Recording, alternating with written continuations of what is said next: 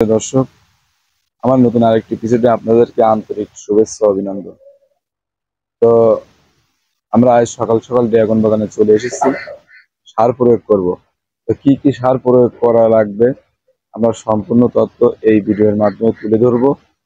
আপনারা ভিডিওটা না টেনে শেষ পর্যন্ত দেখবেন। এবং বর্তমান ড্রাগন ব্যবসায়ীদের অবস্থা বেশি একটা ভালো না, কারণ আপনারা দেখছেন যে এবছর আমরা টনিক ব্যবহার করতে পারছি না।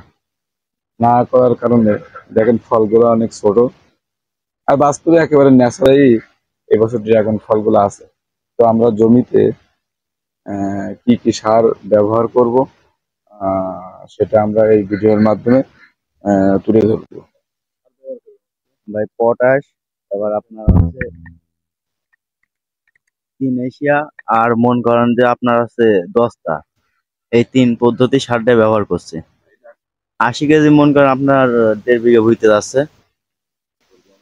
ভাই এই যে আপনার এই গাছে যে মালটা আছে যেন কম বেশি মোটা হয়, এই কারণে। নাই তো আপনার তো টনিক এসব ব্যবহার করা যাচ্ছে না, এই জন্য তো মনে করেন প্রচুর পরিমাণ চাষিরা ধরা।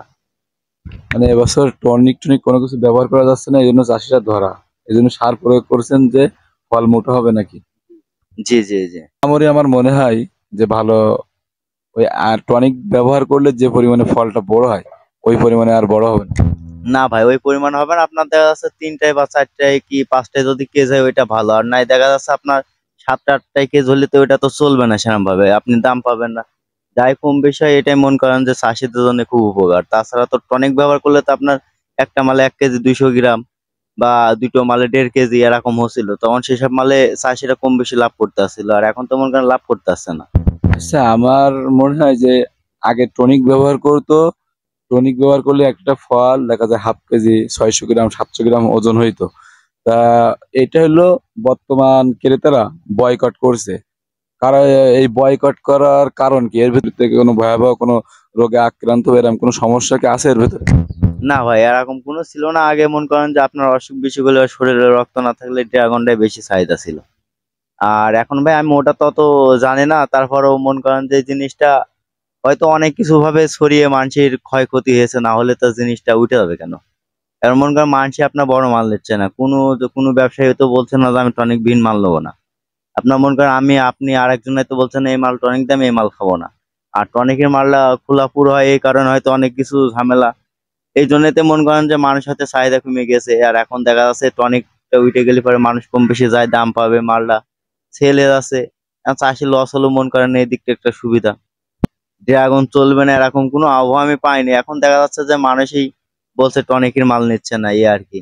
এই জন্যতে মন করেন চাষিরা একটু লস পর্যায়ে আছে। এই সারটা আপনি ছড়াবেন, এটা যদি আপনি প্রয়োগ করেন তাহলে দেখি পচা ধরবে। জি না ভাই, সেরকম না। গাছের গোড়াইটা ব্যবহার করা হয় সারটা। আপনার যদি একটু তফাৎ হয় তাও কোনো ব্যাপার না। যদি একটু তফাৎ হয় মন করেন যে ওখানে 4 ইঞ্চি বাড়তে তাও সমস্যা না, বা গোড়ায় গেলে সমস্যা। ছোট গাছ হয়, গোড়ায় গেলে সমস্যা। তো আপনি একটু কয়েকটা সিটাই যদি আমাদের দেখান। জি ভাই, আমি দেখাচ্ছি। যদি এইভাবেই যাই ভাই কোনো সমস্যা না, আর যদি এখন ভিতরে যায় তাও সমস্যা নেই। কোনো পচা ধরবে না। জি না। যদি ছোট গাছ হয় সমস্যা, ছোট গাছ হলে একটু ফাঁকা রাখলে বেটার হয়। তার কারণ ভাই ছোট গাছে দেখা যাচ্ছে যে আপনার শিকড় ছাড়েনি, কেবল লাগছে, ওই কারণে হয়তো অনেক সারে যদি চাপটা বেশি পড়ে গাছে নষ্ট হয়ে যেতে গাছ। পচা লাগবে। জি, পচা লাগে।